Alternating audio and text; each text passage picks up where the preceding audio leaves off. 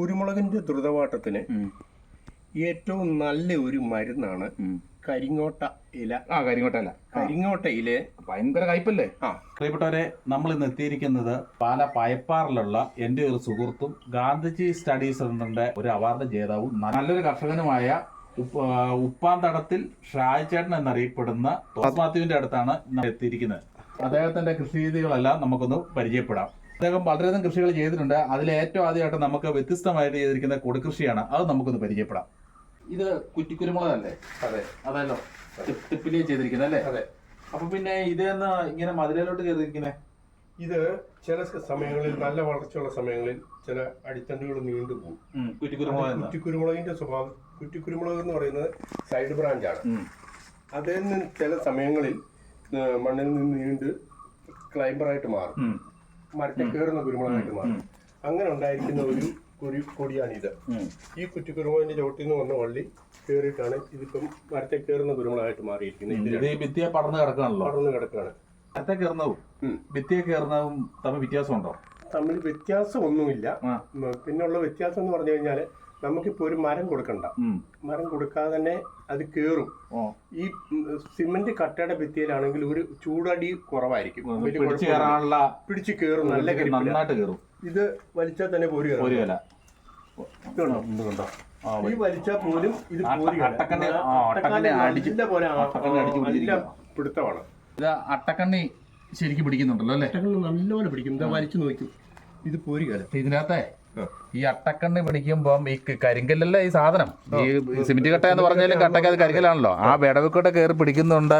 ഈ ഫോസ്ഫറസിന്റെ അംശവും കൂടുതലുണ്ടല്ലോ കട്ടയിലൊക്കെ, കട്ടയിലുണ്ട്. അപ്പൊ ഒരു കണക്കിന് പറയുമെങ്കിൽ വളത്തിന്റെ ഈ സ്വാഭാവിക വളത്തിന്റെ ഒരു ഇങ്ങോട്ട് കിട്ടും. അട്ടക്കണ്ണി വേരെന്ന് വളം വലിച്ചെടുക്കുന്നുണ്ട്. പിന്നെ ഇതിന് വലിച്ചെടുക്കുന്നത് തന്നെയല്ല, ഇതിനെ കുറച്ചുകൂടെ ഈ ഗ്രിപ്പുകളിലെല്ലാം കൂടെ കയറി പിടുത്തം കൂടുതലുണ്ട്. പായൽ പിടിക്കുന്ന അതിനെല്ലാം മരത്തിന്റെ അതേക്കാൽ പോലെ തന്നെ ഗുണം കിട്ടുന്നുണ്ട്. പിന്നെ ഇവിടെ പടിഞ്ഞാറൻ ചേരുവാണല്ലോ ഇത് അടിക്കുന്നത്. അപ്പൊ വെയിലടിക്കുമ്പോ ചൂടിന് എങ്ങനെയുണ്ട്? ചൂടുണ്ട്, പക്ഷെ എന്നാലും കല്ലിന്റെ മതിലെ കയറുന്ന പോലെ ചൂടടിക്കില്ല ഇതിന്. സിമെന്റിന്റെ മതിലിന് ചൂടടിക്കില്ല. ചൂട് ഇതിനെ കുറച്ചുകൂടെ അബ്സോർബ് ചെയ്തു പോകുന്നതാണെന്ന് എനിക്ക് തോന്നുന്നു. എന്തായാലും ഇതില് കല്ലിന്റെ കാരണം പ്രതലം ഗ്യാപ്പുകളൊന്നുമില്ല. ഇതിൽ കുറെ ഗ്യാപ്പുകളുണ്ട്. ഇതുണ്ടോ? അടുത്തായി മഴ പെയ്തു, ഇപ്രാവശ്യം ഇതുണ്ടോ ഇല പൊട്ടിക്കിളിക്കാൻ തുടങ്ങി. ഇത് കണ്ടോ, ചെറിയ തിരിയടിയിലും കഴിഞ്ഞു. ഓരോ മുട്ടിനും കണ്ണി തിരിഞ്ഞു. ഓരോ മുട്ടിനും കണ്ണി കുത്തി ഇത് നിറച്ച് കായായിരിക്കും ഇപ്രാവശ്യം. ബാക്കി കായ ഉണ്ടാകും, പക്ഷെ അത് കഴിഞ്ഞിട്ട് പിന്നെ പ്രതികൂലം വന്നു കഴിഞ്ഞാൽ ചിലപ്പം പൊഴിഞ്ഞു പോകാനും മേലാഴികയില്ല. ഈ ഇനത്തിന്റെ ഒരു പ്രത്യേകതയും കൂടെ ഉണ്ട്. ഇത്രയും ഈ പട്ടാരം കുത്തുന്ന നീണ്ട ഇത് കിട്ടും. ഇത്രയും പട്ടാരം കുത്തുന്ന ചെടികൾ വളരെ കുറവാണ്. ഒരു 1.5 അടി വരെ, ഇതിപ്പം 1.5 അടി കയറി വരുന്നുണ്ട്. അപ്പൊ ഓരോ കണ്ണിക്കും അടുത്ത വർഷം ഇത് കണ്ണി കുത്തുക. ഈ കണ്ണി കുത്തുന്നതിലെല്ലാം തിരിയാ. ഇതേ കണ്ടോ, ഓരോ കണ്ണി കുത്തുമ്പോഴും ഓരോ കണ്ണിയിൽ ഇലക്കണ്ണി വന്നു കഴിഞ്ഞാൽ അതിന്റെ ഇലക്കവളിയിൽ ഒരു തിരിയുണ്ട്. അപ്പം തിരി കൂടുതൽ കിട്ടാനും ഇത് പട്ടാരം കൂടുതൽ കുത്തുമ്പോഴേ കൊടിക്ക് ഇത് കൂടുതൽ കുരുമുളകിനേക്കാളും കൂടുതൽ മതിലേക്കറിയിരിക്കുന്നതല്ല സാധ്യത കൂടുതൽ വന്നിരിക്കുന്നത്. ഇപ്പോൾ അത് കിട്ടും. നമ്മൾ ഈ കുറ്റിക്കുരുമുളകെ തന്നെ ഒരു പരിധി വരെ നമുക്ക് ഉയർത്തി ഒരു 2-3 സ്റ്റെപ്പുകളായിട്ട് ഇതേപോലെ പ്രൊഡക്ഷൻ കൂടുതൽ എടുക്കാൻ പറ്റും.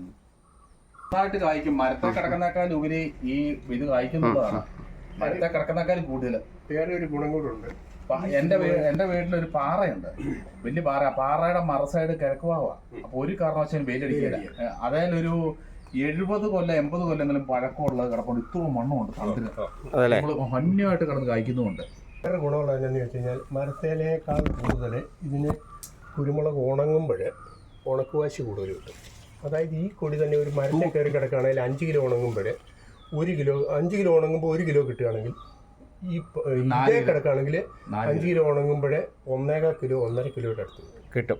അത് 4 അല്ല, അതിനെ ഓരോ ഇനത്തിനും അതിന്റെ കാരണം എന്ന് പറഞ്ഞു കഴിഞ്ഞാൽ ഇതിലെ പിടുത്തവും ഇതിലെ വെയിലടിയും വ്യത്യാസമുണ്ട്. വ്യത്യാസമുണ്ട്.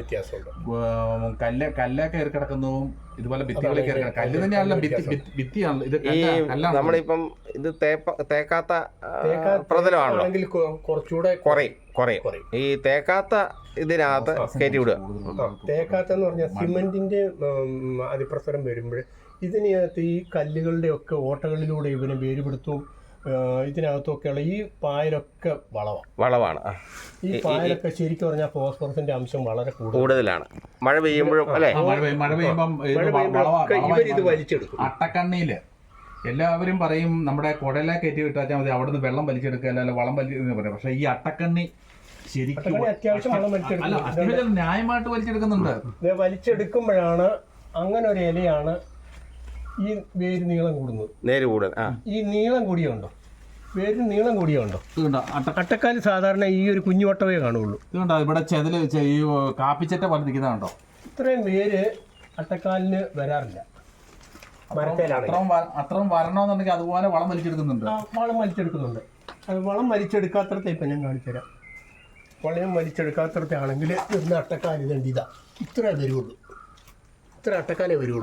ഈ ഒരു തരിത് രൂപത്തിലുള്ള അട്ടക്കാലേ വരുള്ളൂ. പിന്നെ ബേച്ചയുടെ വേറെ കാര്യങ്ങളുണ്ട്. മരം ഒരു കാരണവശാലും അവന്റെ ശരീരത്തിൽ നിന്ന് കണ്ടവാന് ഊറ്റിക്കൊണ്ട് പോകാൻ സമ്മതിക്കില്ല. ചില മരം ഒട്ടും സമ്മതിക്കില്ല. അത് തേക്കലൊക്കെ ഒട്ടും സമ്മതിക്കില്ല. പക്ഷെ ഈ കല്ലെന്ന് പറയുന്നത്, ഇത് ഭിത്തിയാന്ന് പറഞ്ഞാൽ കല്ലല്ല സാധനം. ഈ കല്ലെന്ന് പറഞ്ഞാൽ മണ്ണ് തന്നെയാണ്. അപ്പൊ മണ്ണിലുള്ള സകല അംശങ്ങൾ ഈ കല്ലിലുണ്ട്. അപ്പൊ ആവശ്യത്തിന് വളവും കൂടെ ഈ സാധനത്തിൽ നിന്ന് കിട്ടുക എന്നുള്ളതാണ്. വളമെന്ന് പറഞ്ഞു കഴിഞ്ഞാൽ നേരെ വളമല്ല, മൈക്രോ ഫുഡുകൾ ഇതിനകത്ത് ഒരുപാടുണ്ട്. ഈ പായൽ പിടിച്ചും ഈ മറ്റേ അതായത് ഇരുമ്പിന്റെ അംശം, സിങ്കിന്റെ അംശം, അങ്ങനെ ഓരോ ചെറിയ സൂക്ഷ്മ മൂലകങ്ങളുടെ അളവ് ഇതിനകത്ത് കൂടുതൽ കിട്ടും. ചേട്ടാ, ഇപ്പൊ ഈ ഭിത്തിയാല് കയറ്റി വിട്ടിരിക്കുന്ന ഇതിന്റെ അട്ടക്കാലുണ്ടല്ലോ, ഇത് ഈ അട്ടക്കാല് പിടിച്ചിരിക്കുന്ന ഇവിടെ വളരെ കുറവ് ഈ ഭാഗത്ത്. അതേസമയം ഇവിടെ ഇത് കണ്ടോ, ഈ പിടിച്ചിരിക്കുന്നിടത്ത് നല്ല വളർച്ചയുണ്ട്, കൊടിക്കും നല്ല കറുപ്പുണ്ട്, അട്ടക്കാല് നല്ല ഇത് കണ്ടോ, പേര് കൂടുതൽ റീത്ത് പോലെ നല്ല ഒണ്ണം പിടിച്ചത്, റീത്ത് പോലെ. ഇതുകൊണ്ട് അതിലിപ്പുറത്തും അതെ, ഇവിടെയും പിടിച്ചത് കൊടിക്ക് നല്ല കരുത്തുമുണ്ട്. അപ്പൊ ഇവിടെയും കയറിയിരിക്കുന്നു, ഇവിടെയും ഒരു ഭിത്തിയെ തന്നെ. ഇത് സിമെന്റ് കട്ടയാണ്, ഇത് കരിങ്കല്ലാണ്. ഇതിന് വരുന്ന വ്യത്യാസം എന്താണെന്ന് വെച്ച് കഴിഞ്ഞാൽ കരിങ്കല്ല് ഒരു കോൺക്രീറ്റ് പോലെ ഒറ്റ പ്രതലമാണ്. ഇതിന് മറ്റു പിടുത്തങ്ങളൊന്നുമില്ല. എങ്ങോട്ട് വേരിറങ്ങാനോ മറ്റുള്ള ഒരു മാധ്യമവും അവിടെ ഇല്ല. ഈ കരിങ്കല്ല് മാത്രമേ ഉള്ളൂ. മറ്റേന്ന് പറഞ്ഞു കഴിഞ്ഞാൽ മെറ്റല്, മണല്, ഈ കുഴികള്, ഇതിൽ വലിച്ചിറങ്ങുന്ന പായല്, വെള്ളം വീണുള്ള പായല്, ഇത് ഇത്രയും കൊടിക്ക് വളരെ പ്രയോജനം ചെയ്യുന്നുണ്ട്. അപ്പൊ ഇതിനകത്തുനിന്ന് പല വളങ്ങൾ ഇതിനെടുക്കാൻ, സൂക്ഷ്മമൂലകങ്ങളടക്കം പല വളങ്ങൾ ഇതിനകത്തുനിന്ന് വലിച്ചെടുക്കാൻ പറ്റുന്നതുകൊണ്ടാണ് ഈ കട്ടയിലുള്ള വേരുകള് വലുതാകുന്നത്. ഈ അട്ടക്കാല് വലുതായിട്ട് വേരായിട്ട് മാറിയിട്ടുണ്ട്. അതുകൊണ്ടാണ് ഇതിന്റെ വലിപ്പം കൂടുന്നത്. ഈ വലിപ്പം കൂടുമ്പോൾ ഇത് ഈ ഭിത്തിയിൽ നിന്ന് വളം വലിച്ചെടുത്തിട്ടുണ്ടെന്നുള്ളതിന്റെ തെളിവാണത്. സിമെന്റ് കട്ട ആയതുകൊണ്ട് സ്വാഭാവികമായിട്ടും മണ്ണ് തന്നെയാണല്ലോ, കല്ലാണല്ലോ, പിന്നെ പായല് കൂടുതൽ കയറുന്നുണ്ട്. ജലാംശം വലിച്ചു എടുക്കാൻ അത് ഇതിനകത്തുനിന്ന് തന്നെ പല സ്പോട്ടുകളിൽ നിന്നും വെള്ളവും പായലും കൂടുതൽ കിട്ടും. കാരണം ഈ ഗ്രിപ്പുകൾ കൂടുതൽ. ജോർജ് ചേട്ടൻ ഷാജേട്ടൻ പറഞ്ഞു വരുന്നത് ഈ ഗ്രിപ്പിൽ നിന്ന് വലിച്ചെടുക്കുമ്പം ഇതിനകത്ത് ഫോസ്ഫറസ്, പൊട്ടാഷ്യം പലതുമുണ്ട്. അതുകൊണ്ട് തന്നെ ഞാനത് പ്രകൃതിയിൽ നിന്ന് തന്നെ പറയാം. ഞാൻ വേറൊരു രീതിയിൽ ഒരു വലിയ പാറയിൽ നിന്ന് ഒലിച്ചു വരുന്ന, ഓരോ വർഷം ഒലിച്ചു വരുന്ന പായൽ ഒലിച്ചു വരുന്നത് കൊണ്ട് തന്നെ അതിന്റെ ചുവട്ടിൽ ആദ്യത്തെ 2-3 ലെയർ മരങ്ങളോ ചെടികളോ ഏതാണെങ്കിലും ഭയങ്കര വിഗറസായിട്ട് വളരുകയും ചെയ്യും. അതിന് ഫലം കൂടുതലും കിട്ടും. കാറ്റിനെയും വെയിലിനെയും പ്രതിരോധിക്കാനുള്ള കഴിവും കൂടും. അത് ഈ പാറയിൽ നിന്ന് ഒലിച്ചിറങ്ങുന്ന ഈ പായലിൽ നിന്നോ അതിൽ നിന്ന് കിട്ടുന്ന മൂലകങ്ങളിൽ നിന്നോ മാത്രമാണ്. വേറൊരു കാര്യമുണ്ട്, നമ്മൾ ഈ പൈപ്പ ചെയ്യുന്നുണ്ടല്ലോ, പൈപ്പ ചെയ്യുന്നതിനേക്കാളും കൂടുതൽ രോഗപ്രതിരോധ ശേഷിയും വിളവും കൂടുതലില്ലേ ഇതിന് കിട്ടും. പൈപ്പിന് കാരണം ഇവിടെ നിങ്ങളുടെ വളം വലിക്കുകയും മൂലങ്ങൾ വലിച്ചെടുക്കാൻ പൈപ്പിൽ നമ്മൾ വളർത്തി കയറ്റി അത് കവർ ചെയ്ത് മേളിൽ മുടിഞ്ഞ് വട്ടം ചുറ്റി കിടന്ന് കുടുമി കെട്ടി കഴിയുമ്പോഴേ അതിനൊരു ഗ്രിപ്പ് ആവുള്ളൂ. അല്ലെങ്കിൽ കൊടി താഴെ പോരാ. അതേ സമയത്ത് ഇതാണെങ്കിൽ പോരത്തില്ല. കാരണം എന്താണെന്ന് വെച്ച് കഴിഞ്ഞാൽ നോക്കാം, ഈ കൊടി എത്ര വലിച്ചാലും പോരത്തില്ല. ഇതിനകത്ത് വേറെ കാര്യങ്ങളില്ലേ, ഈ അട്ടക്കണ്ണ് ഇങ്ങനെ വെക്കുമ്പോൾ പാറയാന്ന് പറഞ്ഞാലും മണ്ണിക്കടിയാന്ന് പറഞ്ഞാലും ഇതുപോലുള്ള ഗ്രിപ്പുള്ള പ്രദേശങ്ങളിൽ അട്ടക്കണ്ണ് ധാരാളം വളം വലിക്കും. അപ്പം പൈപ്പേക്കട വളർന്നേക്കാളും കൂടുതലായിട്ട് പൈപ്പിന്റെ മിനുസമാണ് അതിനും വേറെ ഒന്നും കിട്ടില്ല. വളം വലിച്ചു പോലും അതേ നിൽക്കുകയല്ല, അത് ഒന്നും കിട്ടത്തില്ല. അപ്പൊ രോഗപ്രതിരോധ ശേഷി കൂട്ടിയെടുക്കുന്നു, കൂടുതലുണ്ട്, വിളവ് കൂടുന്നു, കൊടിക്ക് വളർച്ച കൂടുന്നു. ഓക്കെ.